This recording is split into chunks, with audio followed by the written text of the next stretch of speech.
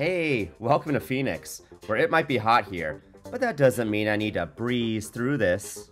Okay, that joke was not very striking. Seriously though, I do have footage from the 90s and 2000s of, even America West Airlines with its iconic livery, and probably one of the coolest fleets too, especially with their local sports teams such as the Phoenix Suns plane. Now, I know Katie and Book had never flown that, but I bet they would if America West was still a thing. By the way, have you ever seen the thing on I-10? Okay, lights, camera, and action, let's begin.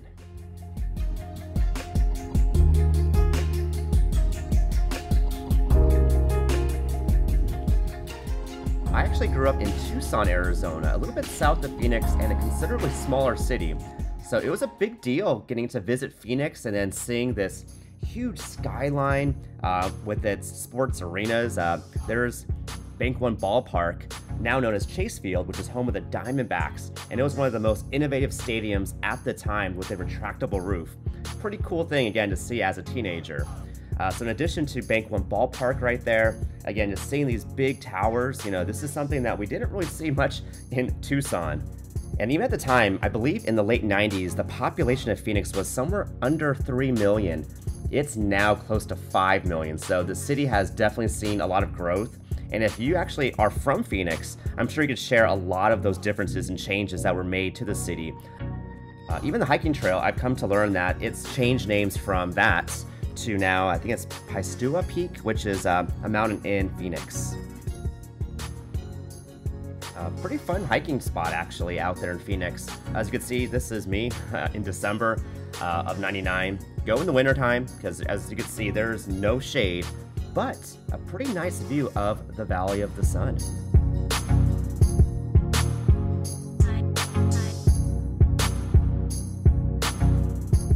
Do you remember Rainforest Cafe? Well, that was a thing back in the 90s. I remember Arizona Mills Mall was this up-and-coming outlet mall when outlets were becoming popular. Like I know we had one near Casa Grande, also closer to Tucson. Arizona Mills Mall was pretty legitimate actually back in those days, although I cannot say the same for Arby's over here. Looks like they were trying to come out with a fish sandwich in the 1990s, although they may have had the meats, but I'm not sure if I would trust their fish. Arby's, we have the meats. Phoenix was the place to go if you wanted to travel anywhere else in the country from Arizona, as they served as a major hub for a lot of airlines in the desert.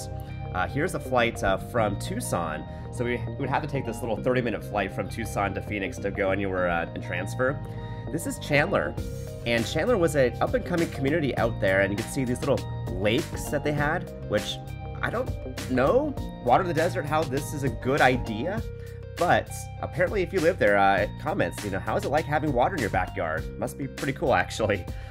And here's a view of that path into the Sky Harbor Airport.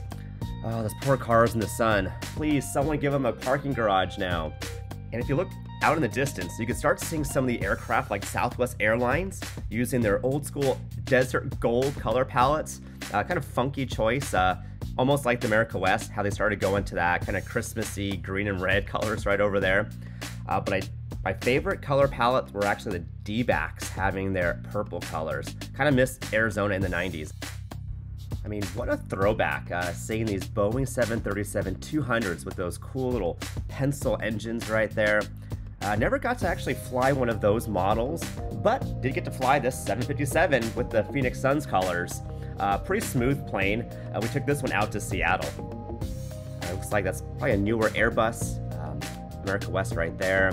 Even a Continental MD-80, MD-90. Then here's an older America West 737 right over there in the foreground. And yeah, kind of cool airport if you like plane spotting. You can see these aircraft getting ready to take off on the runway with, looks like a Camelback Mountain in the background, and even that little mission style building. Yeah, beautiful airports. But what wasn't so beautiful is this waiting area. I'm like, whoa, way too crowded, too many people. I'm not sure if someone's flight got delayed or if people were just visiting.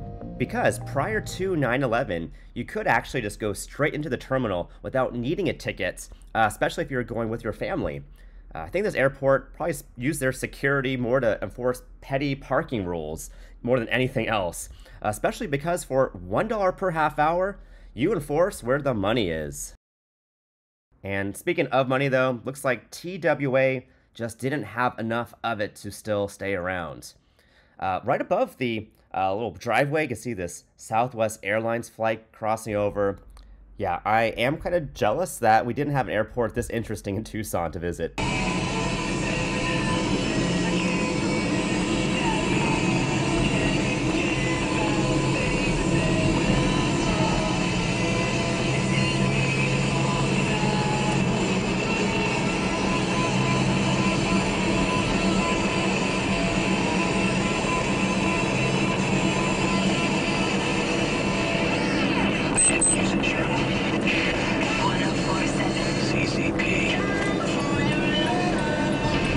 Ah, yes, nothing like the jams back in the 90s.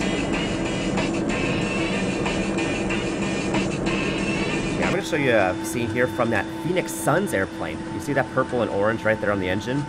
So this is on America West going to Seattle, and I'll show you a view of the airport from the airplane taking off. Oh, and you may also want to take a peek at some of these planes at the terminals, because some of them have these paintings of different states. You might have to replay this, but I believe there might be a Texas one and Arizona plane, that America West theme for the different states of the country. And as another bonus, if you keep waiting as we take off, you'll see a Delta Airlines taking off at the same time as us.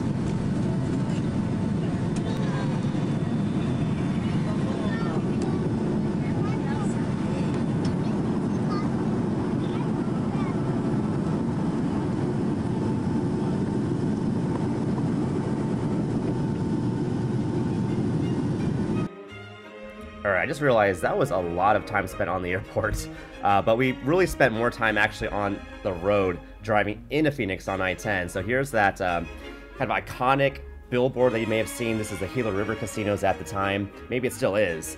And they even had a brand new Holiday Inn Express with rates per night as low as only $49.95.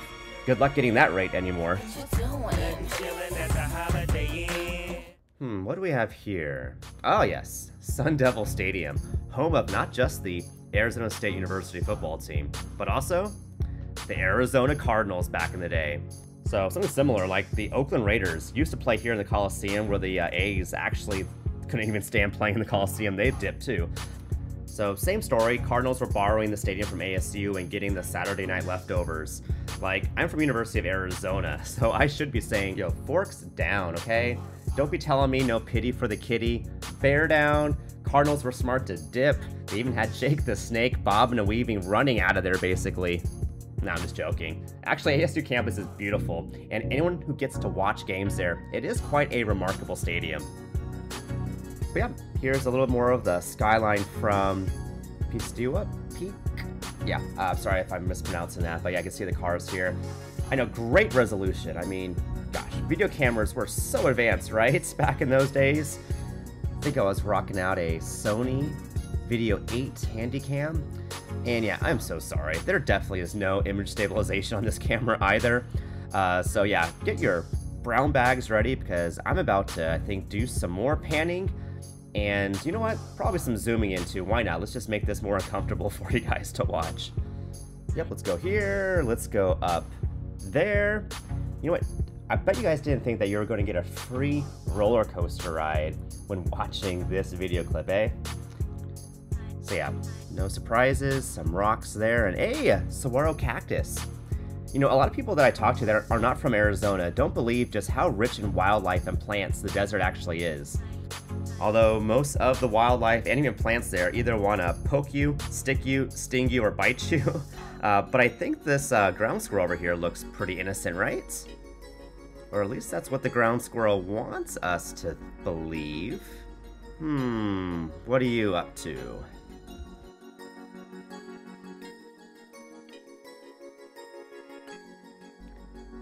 If you're from here, you've probably been there before, having to explain to all your non-desert dwelling friends that, yeah, there's a lot of plants and wildlife here. In addition, it gets cold in the desert, in addition to the summer months being actually quite wet. I remember some of my favorite memories being the monsoon season, seeing all the lightning, watching it rain. Although I have heard that it's been a lot less consistent the last decade or so. it's a little bit sad. I hope they do get more monsoons again soon. I know it's so important for not only the ecosystem, but just people needing the water. I also remember all the dust storms that they would get in Phoenix, especially as they would come in through the Tucson area. I remember seeing this huge wall of dust just coming up towards us, and then seeing the dust storm sweeping through. Like, it's funny to remind people that these aren't just things that happen in movies. Like, this is a day in the life of living in the desert. Oh yes, and there's the rain. And even to this day, there's still nothing that beats an Arizona sunset. Especially an Arizona sunset after a monsoon storm. And then you even get the smells of the, that creosote. If you've been there, you know what I'm talking about. And traffic is what traffic was, and it's what it always will be. Like, this is, even the 90s, a huge traffic jam, and I can only imagine what it's like now with 2 million more people living there. You know what? I know it would solve the traffic problem. If more people took the bus. Like, do kids even take the school bus anymore? Yeah, I had to ride my bike to elementary school. And remember, this is in Tucson, Arizona. So it was finally awesome when I got to ride the school bus in middle school and high school. Like, that was a cool thing. And it's too bad that kids won't get to really experience it the same way anymore. The good old cookie cutter landscaping of the 90s. If anyone bought a new house from this era, you know what I'm talking about. Like, it would be like this standard lantana, mesquite trees. Everyone's house looked almost identical from the front yard, and they would always give you like the smallest, saddest looking trees. Like, they wouldn't even sell these things at a Home Depot, but they were dropping these things off in front of new houses, which, again, yes, that is a first world problem. It is just fortunate for people to be able to even have a new house for less than $100,000. It doesn't get much more 90s than that. Ooh, look, it got a water fountain, which probably doesn't exist anymore. It's probably dried out. Hey, got some palm trees though. They're probably digging the heat. But yeah, pretty iconic, hard to miss building out there in Mesa, back when Make America was repping it out there. And then I just got to represent everyone who's been watching this. If you're still here at the 11-minute mark, thank you so much for watching this and enjoying this with me. I'm just enjoying going through all these 8mm tapes, to be honest. But if you do like this video, please hit the like button and subscribe to the channel to support, and also maybe to see some more videos as I discover some new content that hopefully won't be as blurry as that just was.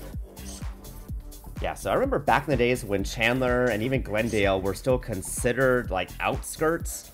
I know it's kind of funny thinking about that, but they had all of these dairy farms.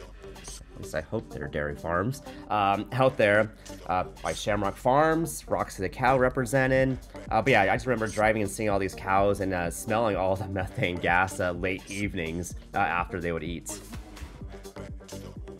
Every time after a little adventure in Phoenix, it is always time though to go back to Tucson. But there's a few different quirks that I want to show you about this drive to Tucson. One of them being the Thing. I always remember that sign. Like, has anyone actually visited the Thing?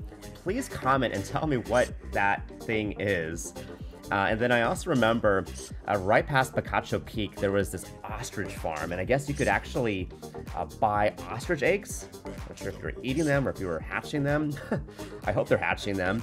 And then you could apparently also feed the ostrich. That does actually sound fun. I think next time I drive through here, I may actually take advantage of that event. But thank you for watching. Please, again, like and subscribe, and I'll see you all back for another video. Take care.